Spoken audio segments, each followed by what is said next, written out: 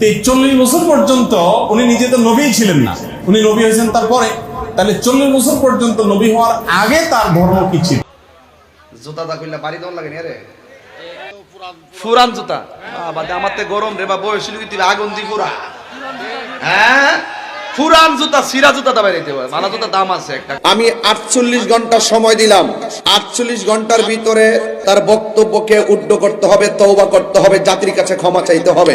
যে আলটিমেটাম দিছে আমি আসলে বাস্তবিক এবার 48 ঘন্টার আলটিমেটাম দিল শায়েখ আহমদুল্লাহকে ভণ্ড আল্লামা গিয়াসউদ্দিন তাহরি। হ্যাঁ, ঠিকই শুনতে পাচ্ছেন, ভণ্ড আল্লামা গিয়াসউদ্দিন তাহরি হুজুর। চলেন আপনাদেরকে স্ক্রিনের মাধ্যমে এই ভণ্ড 48 ঘন্টা টাইম দিয়েছে, অথচ হয়ে গেছে 48 কত 48 গেছে এরা আল্লাহ ভালো জানে, আর আরো কত যাবে সেটা আমি জানি না। গতকালকে দেখলাম তিনি কোর্টেও গিয়েছেন মামলা করার জন্য। চলেন আপনাদেরকে আগে পুরো ভিডিও ক্লিপটি দেখাই, তারপর কিছু কথা বলছি। এরা কে নাকি নবী ছিল না, জুতা দা কইলা বাড়ি দন লাগে নি রে। আমার নবী কি দুনিয়াতে এসে 40 বছর পরে নবতী ভাইয়া নবী হইছে নাকি নবী ওই এই দুনিয়াতে আইছে?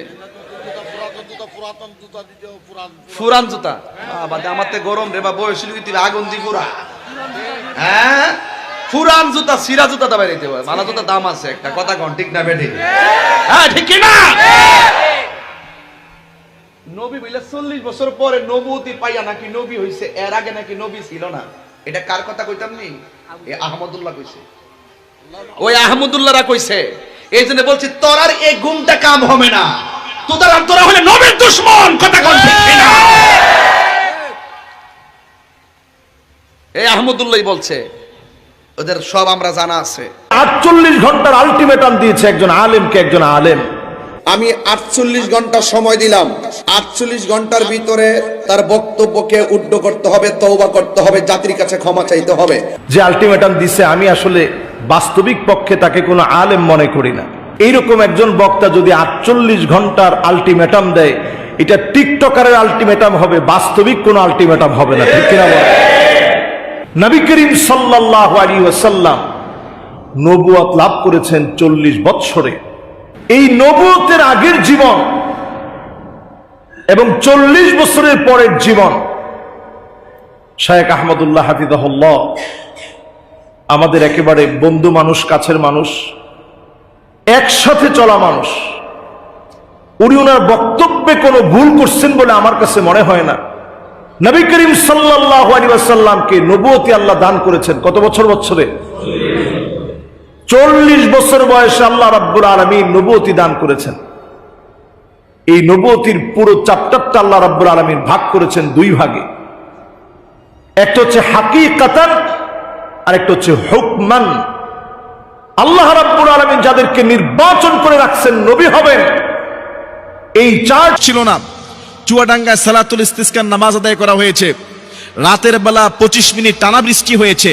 আল্লাহর রহমত এই নামাজের ফজিলতে। আবার অনেক জায়গায় হচ্ছে না, এটা আল্লাহর ইচ্ছা। কিন্তু আপনি যেভাবে শায়েখ আহমদুল্লাহ হাফিজাহুল্লাহকে নিয়ে কটাক্ষ করছেন, আপনাকে খুব শিগগিরই এটার বিষয়ে ক্লিয়ার করে সবার কাছে মাফ চাইতে হবে। আপনি মানুষকে আঘাত দিতে পারেন না, এত বড় একজন আলেমকে নিয়ে কথা বলতে পারেন না।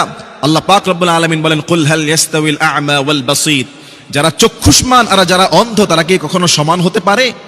কুল হাল ইয়াস্তাউল আ'মা ওয়াল বাসীর। আবার আরেক জায়গায় আল্লাহ বলেন, কুল হাল ইয়াস্তাউল লাযীনা ইয়া'লামুনা ওয়াল লাযীনা লা ইয়া'লামুন, যারা জানে আর যারা জানে না তারা কখনোই সমান হতে পারে না।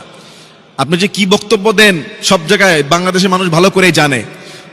এভাবে বড় একজন স্কলার আলেম, যিনি বর্তমানে বাংলাদেশে শুধু ইসলামের খেদমত করে যাচ্ছেন না, সামাজিক খেদমত থেকে শুরু করে বেকারদেরকে কর্মসংস্থান করার সুযোগ করে দিয়ে, দেশের মধ্যে গাছ লাগানোর প্রজেক্ট থেকে শুরু করে দান ও সাদাকা, যাকাত, ফিতরা আদায়ের মাধ্যমে মানুষকে কল্যাণকামী করার মাধ্যমে তিনি সার্বিকভাবে আস-সুন্নাহ ফাউন্ডেশনের মাধ্যমে চেষ্টা করে যাচ্ছেন।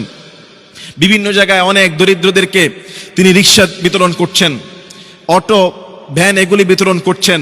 বন্যার সময় সিলেটে চলে গিয়েছেন, বিভিন্ন প্রাকৃতিক দুর্যোগে তিনি সবার আগে হাত বাড়িয়ে দিচ্ছেন। ইভেন অনেক ভাইদেরকে কর্মসংস্থানের জন্য তাদেরকে প্রশিক্ষণ দিচ্ছেন, সেলাইয়ের মেশিন দিচ্ছেন, গাবি দিচ্ছেন এবং ভাইদেরকে যোগ্য করে করছেন একজন আলেমে দ্বীন হয়ে। আপনার এই ভণ্ডর কথাগুলো শুনলেন। এই যে ভণ্ড দেখেন, একটা সময় তিনি গান নিয়ে নাচানাচি এগুলো নিয়ে করতো, তো আমরা ওরকম একটা গুরুত্ব কিন্তু দিইনি তাকে, মানে সামান্য ভেবে কিন্তু ছেড়ে দিয়েছি। কিন্তু বর্তমানে দেখেন শায়েখ আহমদুল্লাহর মতো এত বড় একজন দ্বীনের দায়ীকে নিয়ে কথা বলতেছে, আসুন্নাহ ফাউন্ডেশনকে নিয়ে কথা বলতেছে, যে আসুন্নাহ ফাউন্ডেশনের মাধ্যমে একজন নয় দুইজন নয় বরং হাজার হাজার মানুষের কর্মসংস্থার ব্যবস্থা কিন্তু করে দিয়েছিল এই শায়েখ আহমদুল্লাহ হুজুর। এখন বলতে পারেন যে তার টাকা বাপের টাকা দিয়েছে, না ভাই, তার বাপের টাকা দেয় নাই, আপনার আর আমার জাকাতের টাকাগুলো কিন্তু দিয়েছে। কিন্তু কথা হচ্ছে আপনি জাকাতের টাকাগুলো কোন খাতে ব্যয় করতেন। অনেক মানুষ আছে টাকা দেয়ই না, কিন্তু শায়েখ আহমদুল্লাহ হুজুরের সাথে একটু কথা বলাতে পারাতে তারা কিন্তু সেই টাকাগুলো শায়েখ আহমদুল্লাহ হুজুরকে দিয়েছে, যার কারণে শায়েখ আহমদুল্লাহ হুজুর সেগুলো আবার বিভিন্ন ক্ষতিগ্রস্ত মানুষ, অভাবগ্রস্ত, বিধবা, যারা একেবারে অসহায়, চলতে পারে না, তাদের কাছে কিন্তু পৌঁছে দিয়েছে। দেখতে পারেছেন আপনারা বিভিন্ন সময় শত শত গরু দেয়, বিভিন্ন সময় দেখেন শত শত অটো দিচ্ছে, এই গরিব মানুষগুলোকে দিচ্ছে। এইগুলো যে এই ভণ্ড সহ্য হচ্ছে না, এই ভণ্ড মানে চাইতেছে তিনি একটা নাম করবেন, কিন্তু তিনি তার পারবে না। কিন্তু এই ভণ্ডরে মানুষ কে বিশ্বাস করে? শায়েখ আহমদুল্লাহর মতো একজন দ্বীনের দায়ী হতে গেলে বহু বছর সাধনা করা লাগবে, সাধনা করলেও হবে না, কারণ এই শায়েখ আহমদুল্লাহ যোগে যোগে আসে না, এটা শায়েখ আহমদুল্লাহ যোগে যোগে আসে না। তো যাক ভাই, শায়েখ আহমদুল্লাহ হুজুরের জন্য রইল দোয়া, ভালোবাসা। আর আরেকটা কথা বলিনি, এই যে ভণ্ড যতদিন পর্যন্ত ক্ষমা না চাইবে ওর ওয়াজ শোনা আমি মনে করি জায়েজ নাই, একেবারে জায়েজ না, সম্পূর্ণভাবে হারাম। তো আপনারা ভিডিওটি একটু বেশি শেয়ার করে দিবেন। আল্লাহ হাফেজ।